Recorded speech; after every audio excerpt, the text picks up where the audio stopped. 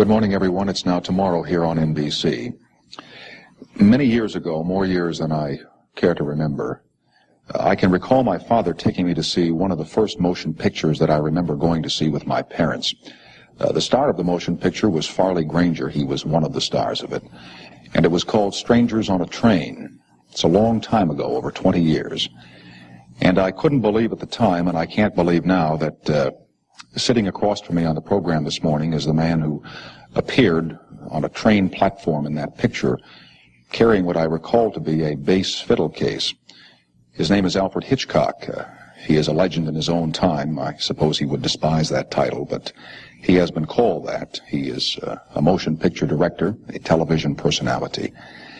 And he is going to be with us for the entire program this morning, and all of us are pleased and honored that you would take time to come down here and do this with us.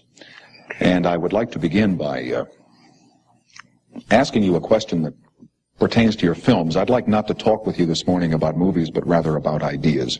I may not be successful at that, but I'm going to attempt. All the pictures that you do scare people. What frightens you? What are you afraid of?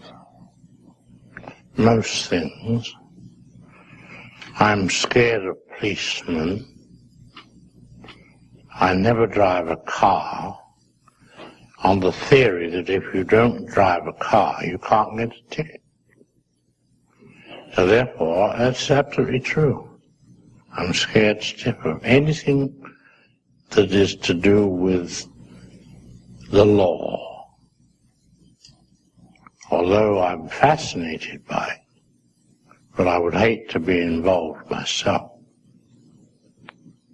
And I think I'm more scared of that kind of thing. Why? I'm a coward, I suppose. But what is there about a policeman that frightens Alfred Hitchcock, who has made so many films about what policemen do? Well, that's the thing, you see. Most people think that I am, because of the material in which I indulge, shall we say, professionally, that I must be a monster. Well, I'm just the opposite to that. I'm a very placid, calm individual. And I am scared of getting into any difficulty. Somebody once said to me, "What is your idea of happiness?" I said, "A clear horizon." Not even that horizon with a tiny cloud no bigger than a man's fist. It has to be absolutely clear. Ingrid Bergman once said of me, she said, the trouble with Hitch is that he won't have a fight. Because I walked out on her when she was bickering about something on the set. And I just walked away, and when her head was turned, she looked back and I wasn't there. May I bring you back to the policeman for just a moment? Yeah. What could a policeman do to you that would frighten you? Well, he could charge me with some offense, like parking, and then I would get a ticket, and that would scare me. I'm like the man in that old legend, I think it's called, it was a man who was supposed to pay $2. It was an old music hall sketch. Well, apparently he quarreled with the policeman. It was the fine would have been $2. And then in doing so, he hit the policeman. And now it was assault. And then from that, he was moved to the jail, and there he got into trouble with another prisoner, and he attacked him, and there was a fight, and eventually this prisoner was killed. Now he was arrested for murder, tried, and was on his way to the electric chair. And somebody said, "Why didn't you pay the $2? And the policeman is probably the only man who can come to you in the street and for no reason at all say, "Won't you come with me?" And you really don't have much choice, do you? Well, my stomach would turn over. A joke was played upon me, and I'm not kidding, it did scare me. What was the couple, Jinx Falkenberg, and what was the name of her husband? Tex McCrary. That's right. I did an interview with them, many years ago in New York, and I sat in the little studio, and there was an empty chair opposite me, and suddenly a policeman came in and sat in the chair and scared the hell out of me. He said, "May I see your license?" I said, "I don't have one." And he did it as a gag, but it worked. Well, you'd best behave tonight or we're going to call the cops. We will continue with Alfred Hitchcock after this announcement.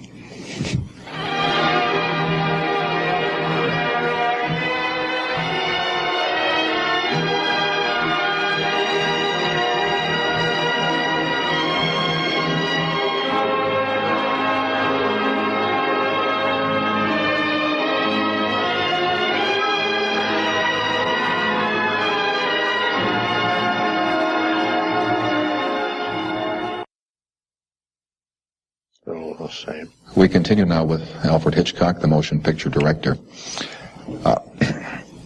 You and I have very little in common, but we have one thing. We have some Jesuit training in our background.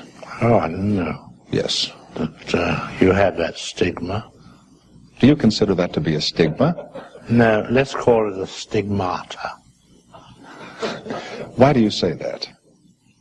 You know, I saw a terrible thing once, I'm not kidding, in a French magazine. And it was one of those satirical French magazines, and there was a picture of God sitting on a cloud, a bearded old gentleman, and just slowly coming up through the clouds was the figure of Christ, with hands held out and a woe-begone expression, with holes in each hand. He's looking up to his Father, and God is poking his tongue out at him. He said, "There, you see, I told you not to go down there."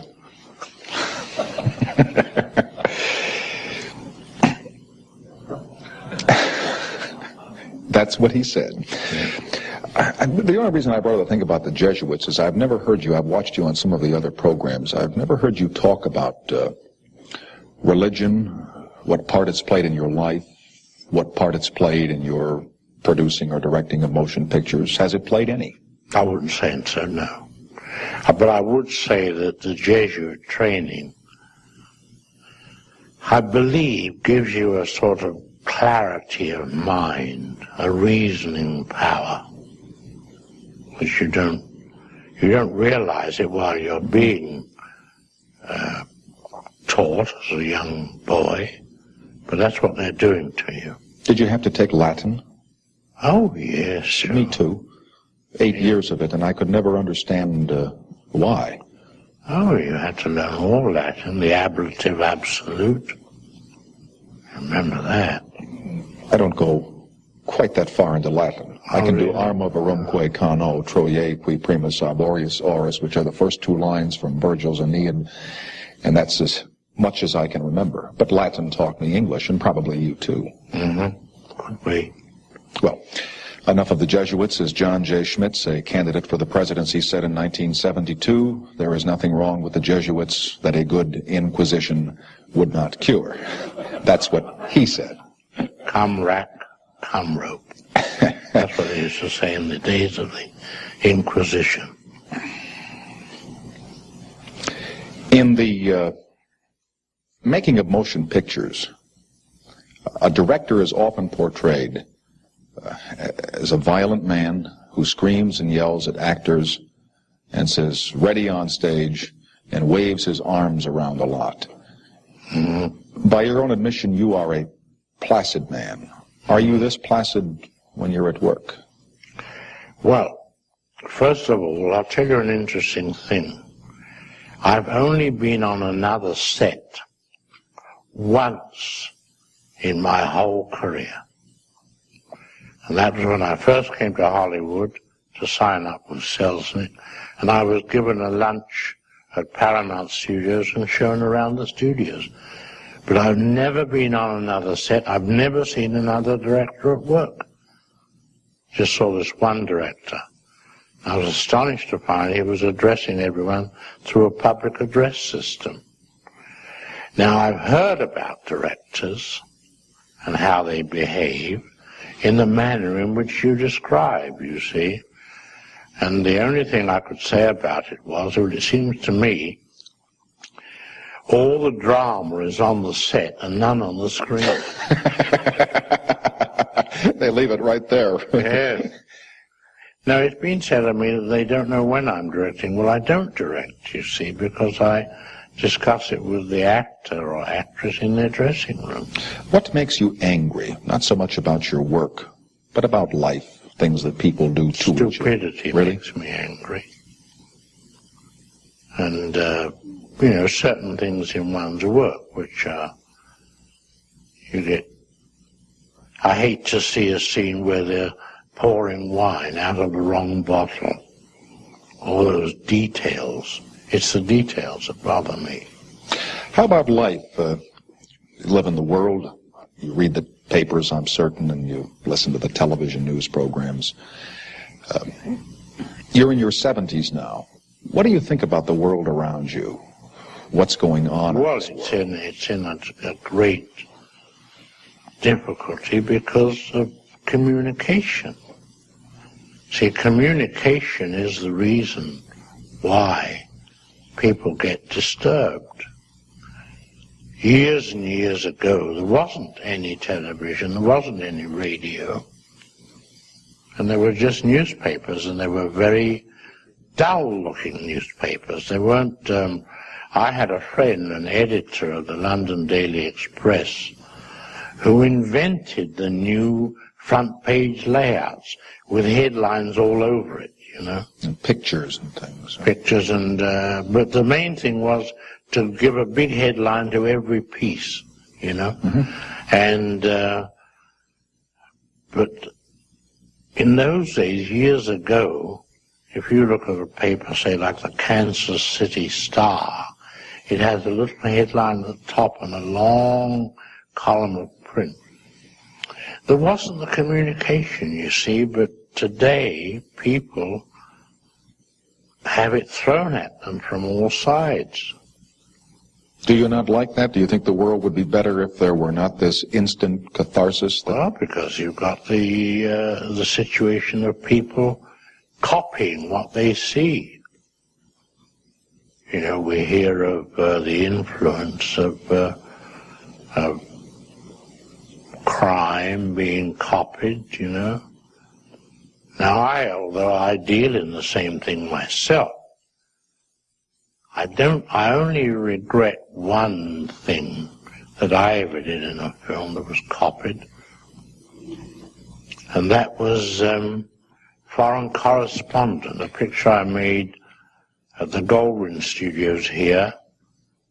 I don't know whether you ever saw it, did you? No, I did not. Joel McRae. It was called, very elaborate film, very big film. And in it I had a big scene laid in Amsterdam with a politician, an important politician on the top step. And the whole thing was massive umbrellas, trolley cars, the center of the city. And a cameraman came along and said to the politician, "Your picture, please." You know, they had bigger cameras in those days. And he had a gun in the right hand. And he took the picture and shot the gun and assassinated this politician. And I heard it was done in Tehran 2 years later. And that you regretted? Yes, I think that was, okay. You know. One of those things. One of those things. I wonder why it is, and I've said this before. People always copy the bad things that they see in media, whether it's on this tube or on the silver. It's the same as news. After all, bad news is news. Good news is not interesting. You'll find that in all newspapers. Only bad news. you know, all about bad men. Is interesting, but it also becomes more appealing. I have to do this. Yes, I know. Well, appealing because it's like audiences, say, watching one of my pictures and they get scared and so forth. But they feel comfortable because it's there for the grace of God. Go I. But what I meant to say was, when people see something in media that is violent or that is criminal, it has been said that there are certain minds that will go out and copy that. What I have difficulty comprehending is, if media shows something good, why don't as many people go out and emulate that? Because that doesn't give them any satisfaction. As I've just said a moment ago, they look at the man in the bad situation and they say, my God, thank God that's not me, you know. Okay. We'll continue with Alfred I feel Hitchcock. safe. That's what they feel themselves. We will continue with Mr. Hitchcock.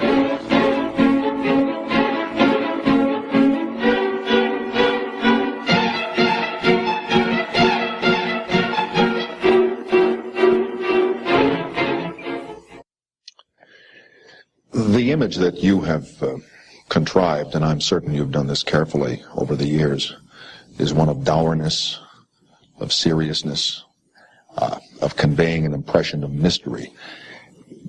Does Alfred Hitchcock ever tell jokes, or do you have a little sense of humor where you would...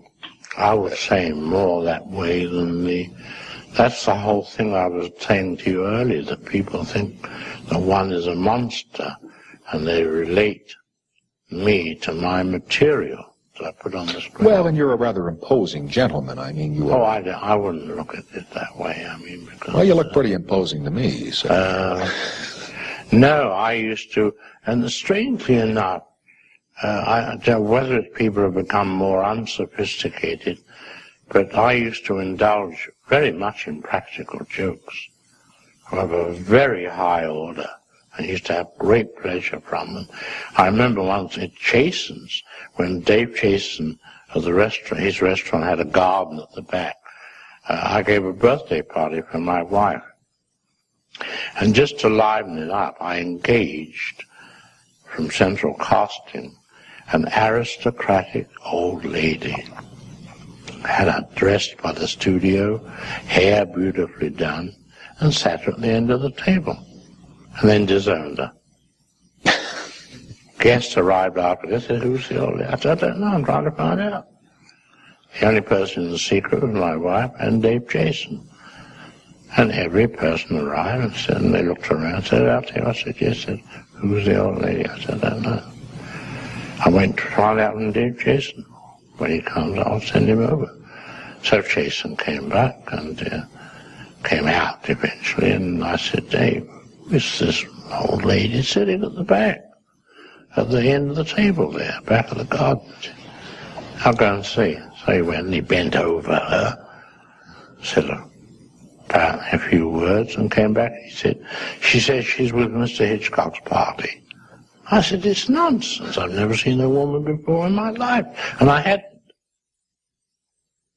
So she sat there the whole evening and got stiff in the bargain and bewildered everyone. She didn't... Well, it's that sort of joke that amuses me. I once gave a dinner in London, and I had 2 or 3 important guests. I had Gertrude Lawrence, Sir Gerald du Maurier, that's the father of Daphne du Maurier, who was the leading actor on the London stage at the time, 2 or 3 other people, and all the dinner was blue. Everything you ate was blue. You mean the food? The food. But celery, carrots, all that stuff? Everything. The soup was blue. The trout was blue. Chicken was blue. Really. And we told Gerald du Maurier that it was going to be fancy dress. So he came as a Scotsman. And nobody else was, you know. So we got him in some different clothes later.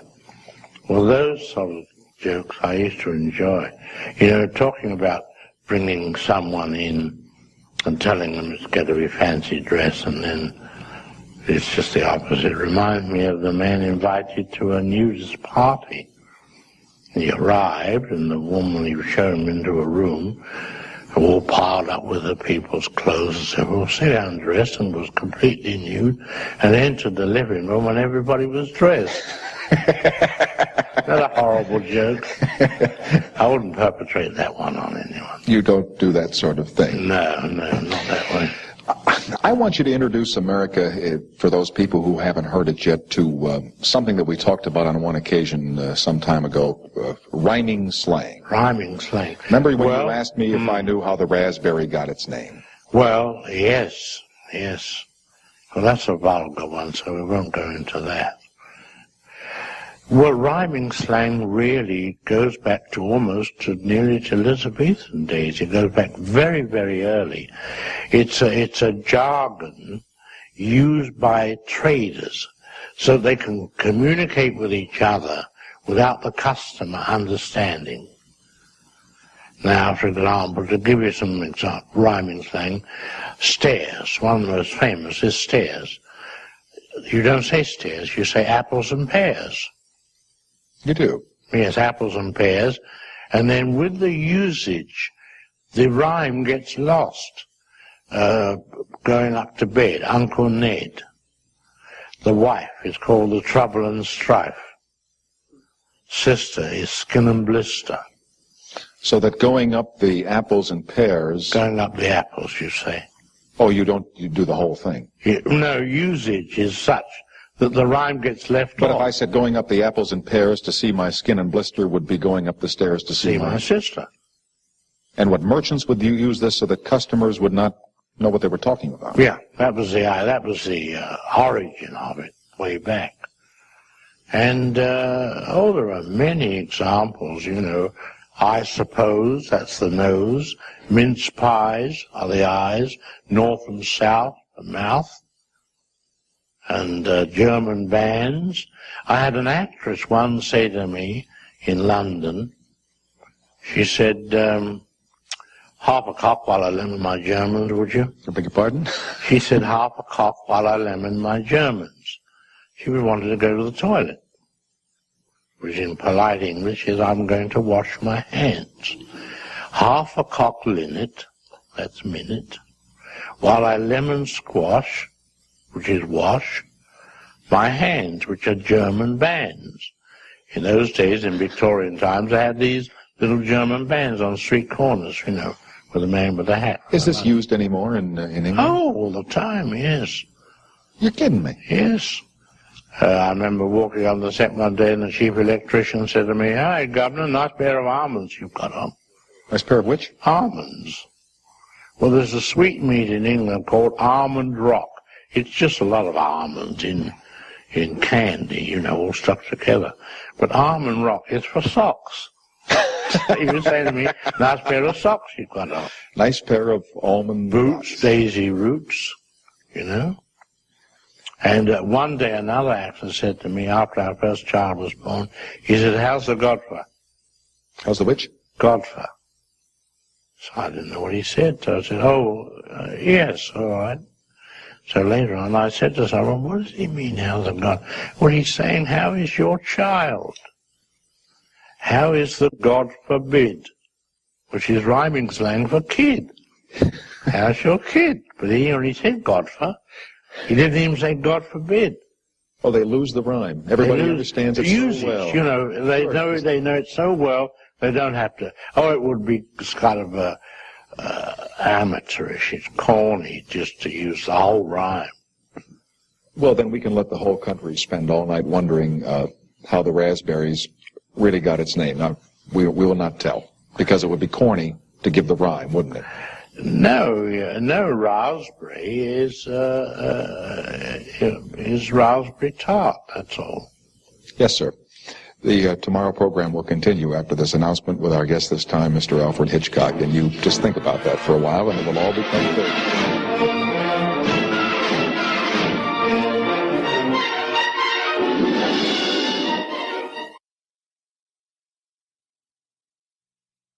That's said seriously. No humor about it at all. We're still on rhyming slang. No, this is not rhyming. Well, this is the use is the way things with the meaning get into the language. All right.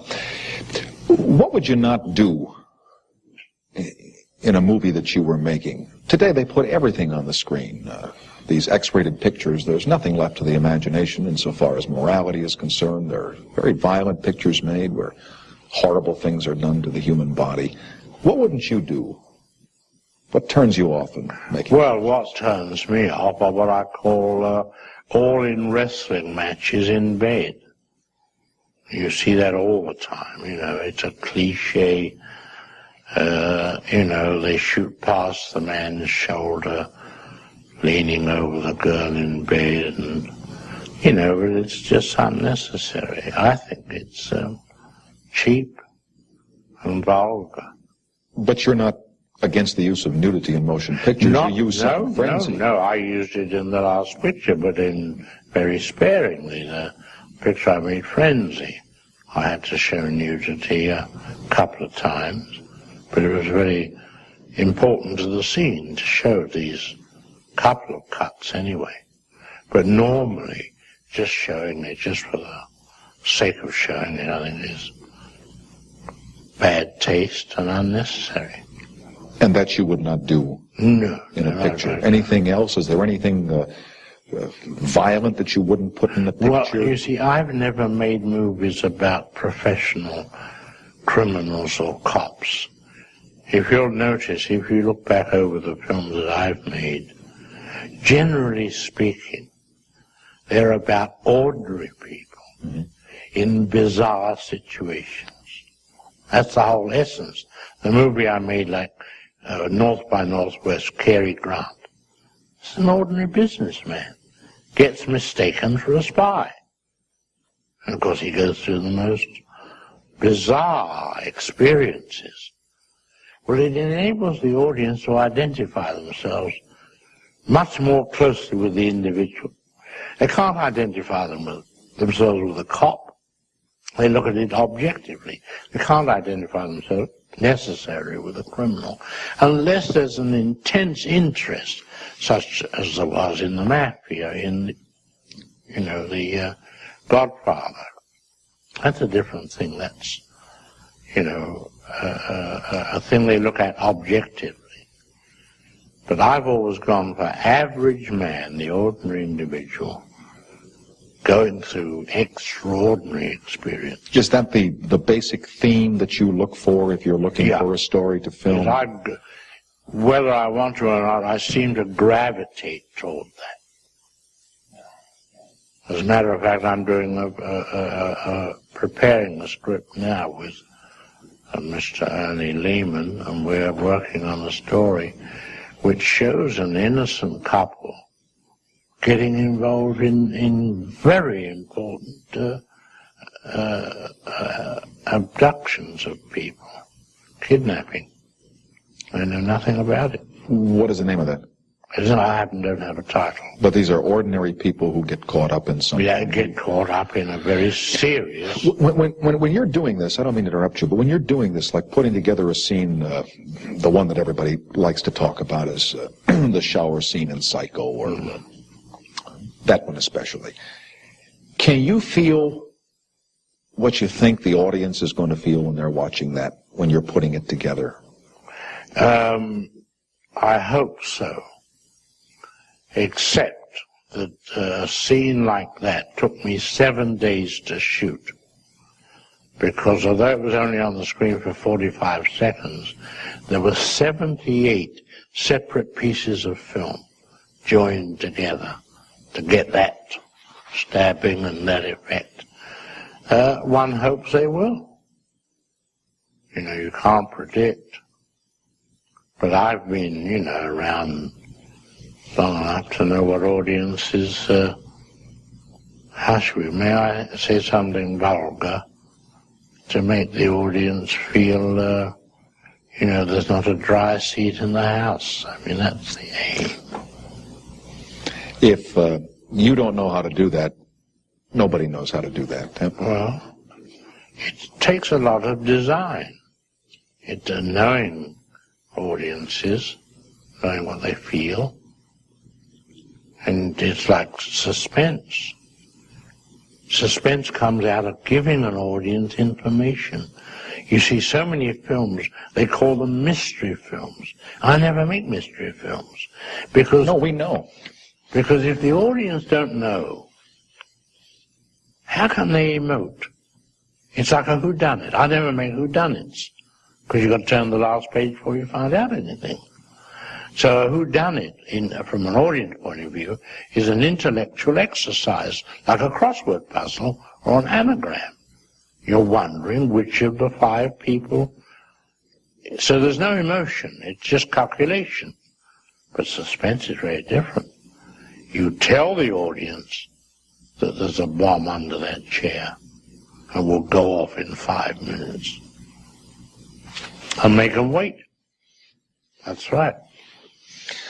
We have a little bomb that's going to go off here from the sponsors or the commercial. Yeah, and then we'll make it a profitable bomb. No, not at this time of the morning, sir. We'll continue after these public service messages.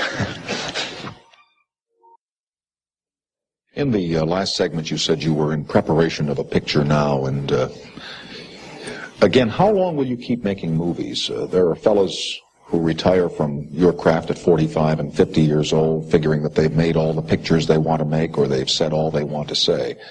But you're still going. I still will go on. I have no reason to stop. Got many more pictures to make. But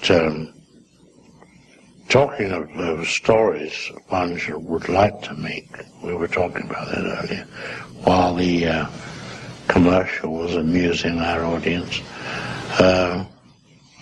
The story. Well, you left them without dry seats, so they had to do something to take care of them. One of the stories I wanted to do for our television show was a famous story by Lord Dunsany, an English poet. It's a classic story. A man and his wife moved into a village, I think it was late in England, moved into the village, and they rented a house and a garden. And the man asked the landlord if he could cut down 12 larch trees which were surrounding the house. And he got permission to do that. Well, they lived there for, I think about a year or 2, or maybe not quite as long as that.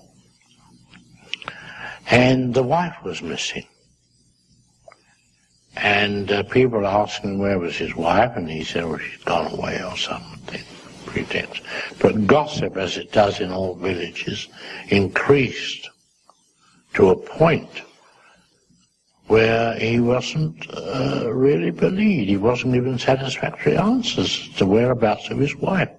So the police moved in, and they began to ask him questions. Well, eventually, the search for the wife got so intense that the police practically accused him of murdering her. But they had no evidence, no body. They were digging up his garden in search of this woman, and finally gave it all up. And the case was closed. But it so happened a university professor took an interest in the case, and he visited this village and made some inquiries around. And finally, in the local inn, he found a traveling salesman who traveled selling like ketchup, relish, that you have with meat, like A1, whatever the names of these things are. And the traveling salesman said, a peculiar thing happened the other day. I was visiting the general store, and the lady who runs it told me that something struck her as being rather peculiar. So the professor said, what was that? Well, she said that this man, who was accused of disposing of his wife, came and bought 2 bottles of this within the space of a week. And she said, that's totally unusual, because 1 bottle usually lasts a person 2 or 3 weeks. So the professor said, now I know the end of the story. That's all the story is. You're going to leave. Wait a minute. Listen. Somebody said, why did he want to cut down the 12 larch trees? I said, that was to give himself an appetite.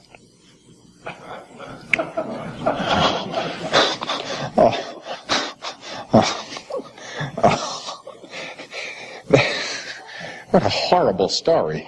I told you it was a horrible. Boy, you did one on television I remember watching where they came to the club to have dinner, and it was lamb, arm a string. Yes, that's right, yes. And Robert Morley. Exactly, yes. And the lady, you tell that story in case somebody has not seen that. Well, it was a famous club, and the whole idea of the story was that it was sort of a suicide club. When are we going to have lamb? Aristan. And it turned out to be human flesh, you know. So, let me tell you one more interesting story. I think we have time. I'll tell it quickly. A man was riding across the Australian desert in his car, South Australia, loaded up, and the back axle goes. He sees in the distance an oasis, and there he trudges and finds it beautifully kept, rings the bell, a man answers the door, explains his predicament, said, will you come in, sir? And the man, the owner of the house comes in, and he explained his problem. He said, well, the owner of the house, a very dapper, well-dressed man, sort of like Clifton Webb used to be years ago. And he said, well, the only thing is the nearest place is 100 miles back from where you come. He said, if you care to stay here for a night or two, I'll have my man take your car back there and get it repaired. He said, well, that's a wonderful idea. Thank you very much. So everything is arranged. He goes up to the room, changes, comes down for a cocktail, and is introduced to the man's wife and daughter. He's struck by these two attractive women. In fact, the wife attracts him very much because they could almost be sisters, mother and daughter. And after dinner, and everything very polite, goes to bed, and at midnight there's a tap on the door. He switches the bedside lamp, and the door half opens, and the voice of a woman says, please, no lights, no lights. He said, all right, turns the light off. Door clicks, and she comes over to the bed. He said, you know, we live a very lonely life here, as you can see. And gradually, a conversation, as she begins to caress him, his hand first, and finally, of course, the inevitable. About 4 a.m., she said, I've got to go, it's getting light. He said, but tell me, which are you, mother or daughter? I've got to know. He said, I don't want you to know. Let it be that way. Goodbye. She goes off.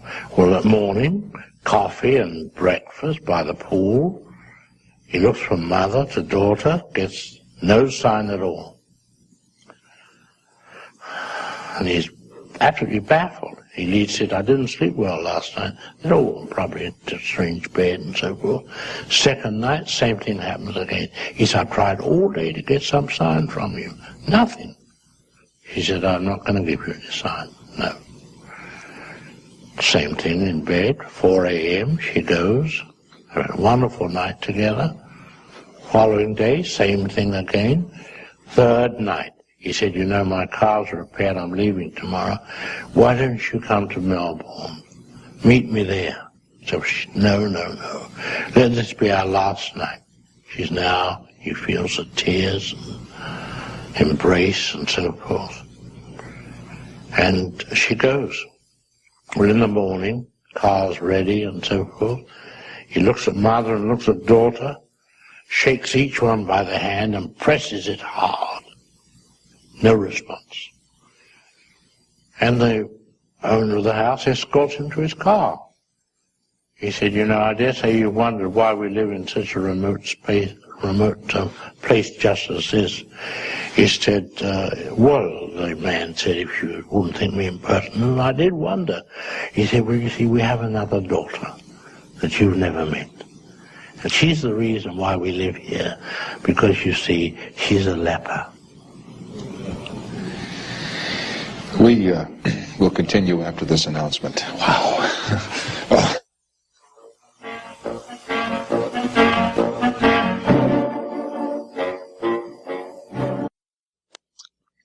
I know from reading about Alfred Hitchcock that he is a man who loves grand food and good wines, and he's now on a diet. He's lost 14 pounds in the last 2 weeks. I would say, yes, 14 in the last 10 days. I would say that in my lifetime, I must have lost altogether 500 pounds. Truly. Ever wonder where it goes? I lost 100 pounds when I was making a movie with Tallulah Bankhead, Lifeboat, 1943. I lost 100 pounds. What is the reason for this newest diet? I'd reached a plateau, and it was a decision one has to make. I got too heavy. I was having great difficulty in getting up and down the apples. Yes. And pears. How do you lose 14 pounds in 10 days? There have been all kinds of diets. You have you keep to 750 calories a day. No bread, no butter. Nothing in the way of desserts. Just the meat, string beans. That's it. Yeah. Do you drink a lot of water like some people do? No, I don't believe in water because that's the very thing they're trying to get rid of. Exactly, but they say if you drink 8 or 10 glasses of it a day, it will. No, get rid of it. I don't believe in that. I think in the dieting you should keep yourself dry. It's a terrible time to go on a diet with the holiday season coming on, all those Christmas goodies. No, you have to turn not your back on it, you have to turn your front on it. Yes. Did you ever think many, many years ago, when you were first starting to do this, that it would come to this, where they would be writing books about you and doing retrospectives on television of your films, that you would be worshipped by young filmmakers as a master of your craft? Could you foresee all this back in 1915 or 1920? No, not at all. I think the most gratifying thing that I enjoy about one's job is being able to appeal to world audiences, the Japanese. See, I can walk down the Ginza in Tokyo and be recognized. They know you, yes. In Japan, they know me. And that's the most gratifying thing. And it comes through one's work, not through one's publicity agent or what have you. Same in Germany. I'll never forget, we crossed the frontier once at Metz, entering France. And the gendarme put his head in the window and said, Hitchcock!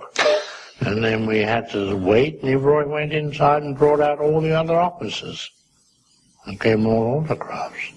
Now listen, I'm not an actor or anything like that. This is very All flattering. directors are actors. What? All directors are performers. I'm not. Actors. Oh, you appear in your I would never movies. sink so low as to be an actor. Do you mean that when you were on the television series that's still running, when you came on and said good evening, that was not carefully put together? No, that's just dignified introductions. You know, to be an actor, it's, I've called them cattle for years.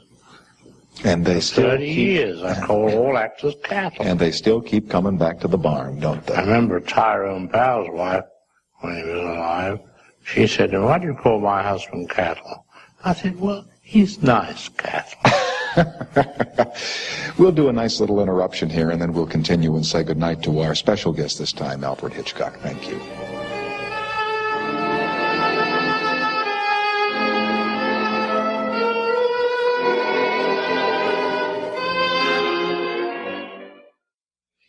This whole hour has gone by faster than any of us had hoped, and all of us on the program are indebted to Alfred Hitchcock for coming here this time and sharing with us some stories not only about films but about how he feels and what he is afraid of. I trust you have some word of reassurance. Just that